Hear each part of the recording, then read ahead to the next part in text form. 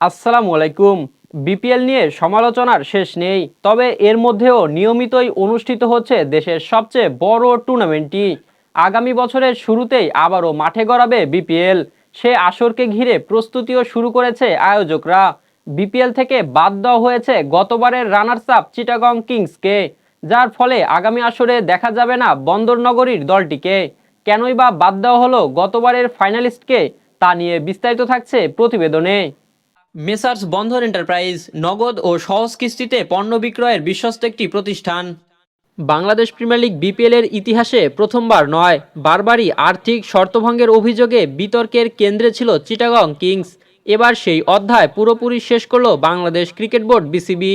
ক্রিকেটারদের বেতন থেকে শুরু করে কোচিং স্টাফদের পারিশ্রমিক, ফ্র্যাঞ্চাইজি ফি, হোটেল ভাড়া, এমনকি আয়কর, সব মিলিয়ে প্রায় ৪৬ কোটি টাকা পাওনা থাকায় চিটাগংয়ের সঙ্গে সব সম্পর্ক ছিন্ন করল দেশের ক্রিকেটের নিয়ন্ত্রক সংস্থা।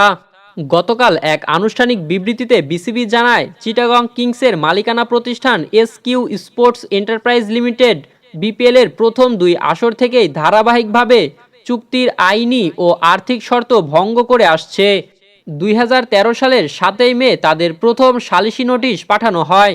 এরপর চলতি বছরের জুলাইয়েও দেওয়া হয় আইনি নোটিশ, তবুও চুক্তি মানতে ব্যর্থ হয় তারা।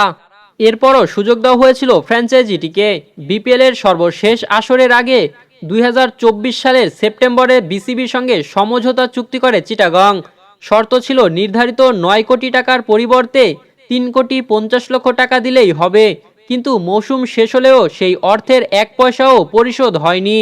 বিসিবির হিসাব অনুযায়ী চলতি বছরের ৩০শে জুন পর্যন্ত চিটাগং কিংসের কাছে ১৫,৬৪,০০০ মার্কিন ডলার অর্থ বকেয়া রয়েছে।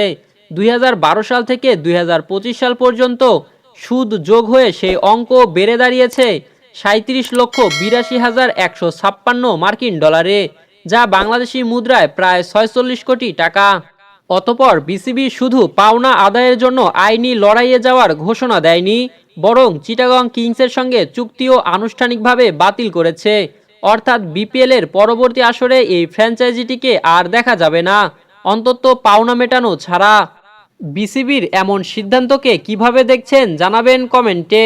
রাহুল আলামিন, বিডিআই স্পোর্টস।